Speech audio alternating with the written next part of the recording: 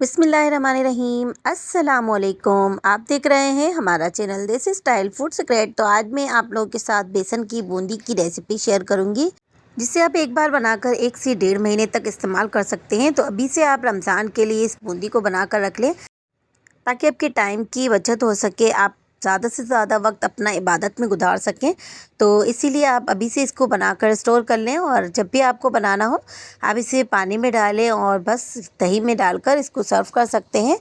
तो रेसिपी को step by step पूरा फॉलो कीजिएगा। रेसिपी पसंद आए तो इसे लाइक और अपने फैमिली और फ्रेंड में शेयर भी कर दीजिएगा।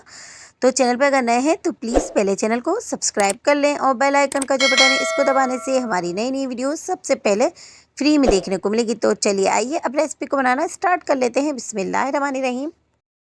तो बेसन की बूंदी बनाने के लिए मैंने तकरीबन 300 ग्राम बेसन ले लिया है, और बिल्कुल बेसन बारीक वाला होना चाहिए। और इसको इस तरह से स्ट्रेनर में छान लेंगे,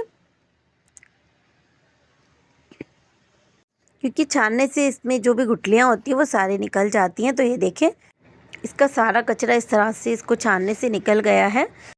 तो इसको छानने के बाद 1 टेबल स्पून मैंने इसमें नमक डाल दिया है, और ½ टी स्पून मैंने इसमें बेकिंग पाउडर डाला है।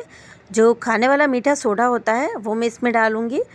तो इस तरह से बेसन को छानने से इसमें सारी चीज़ें अच्छे से मिक्स हो जाती हैं। तो इसलिए इसको हम अच्छे से छानने के बाद ये सारी चीज़ें इसमें ऐड करेंगे, और इस तरह से अब ये सारी चीज़ें मैं इसमें मिक्स कर लूँगी।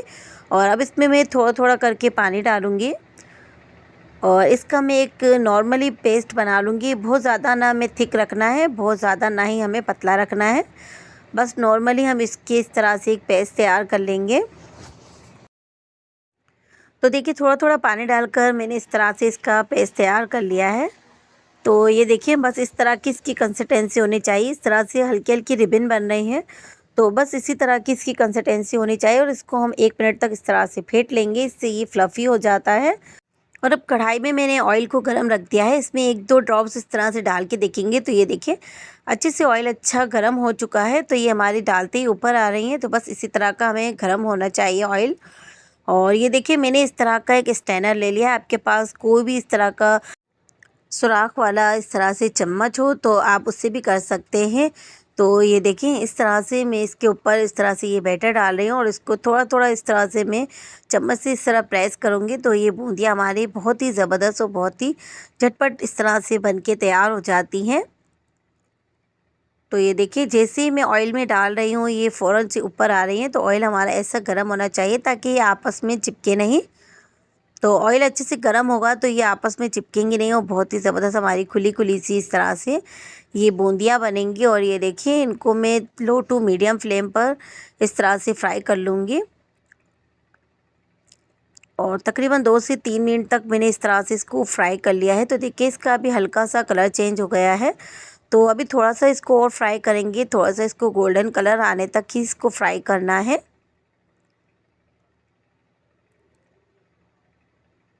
तो ये देखिए, बहुत अच्छे से ये फ्राई हो चुकी है। तो ये देखिए, इसको हम इस तरह से निकाल लेंगे किसी भी स्ट्रेनर से, ताकि इसके अंदर से जो भी एक्स्ट्रा ऑयल है वो सारा निकल जाए। और इसको हम किसी भी टिश्यू पेपर पर या अखबार पर थोड़ी देर के लिए रख देंगे, तकरीबन 2 से 3 मिनट के लिए, ताकि एक्स्ट्रा ऑयल जो भी होगा वो सारा रिमूव हो जाए। तो ये देखिए, अगर आपके पास इस तरह का ग्रेटर हो तो आप इसमें भी इस तरह से कर सकते हैं। आपके पास कोई भी इस तरह का ग्रेटर हो, चम्मच हो, आप इस तरह से बूंदियाँ बहुत ही आसानी से बना सकते हैं। इस तरह से आपकी बूंदियाँ बहुत ही जल्दी बन के तैयार हो जाती हैं। तो ये देखिए, इसमें भी कितनी अच्छी हमारी ये बूंदियाँ बन रही हैं। तो आप लोग भी इसे आज ही बना कर रख लीजिए, ताकि रमज़ान में आप लोगों को बहुत ही ज़्यादा टाइम की बचत हो जाए, आप लोग ज़्यादा से ज़्यादा वक्त अपना इबादत में गुजार सकें।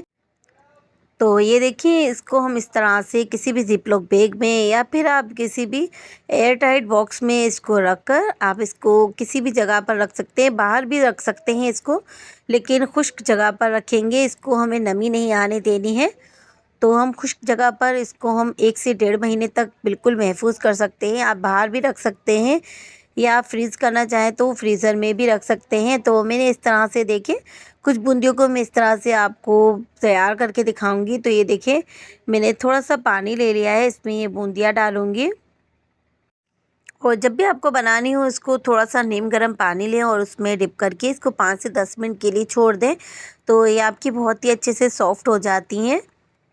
तो मैंने इसको भिगो दिया है 5 से 10 मिनट के लिए। अब मैंने दही ले लिया है, इसमें थोड़ी सी चीनी डालूँगी और इसको अच्छे से फेंट लेंगे, बिल्कुल इसको क्रीमी सा बना लेंगे। तो दही और चीनी को मैंने बहुत अच्छे से फेंट लिया है ताकि चीनी हमारी दही में बहुत अच्छे से मेल्ट हो जाए। और ये देखिए तकरीबन 5 से 10 मिनट हो चुके हैं बूंदियों को भिगोए हुए।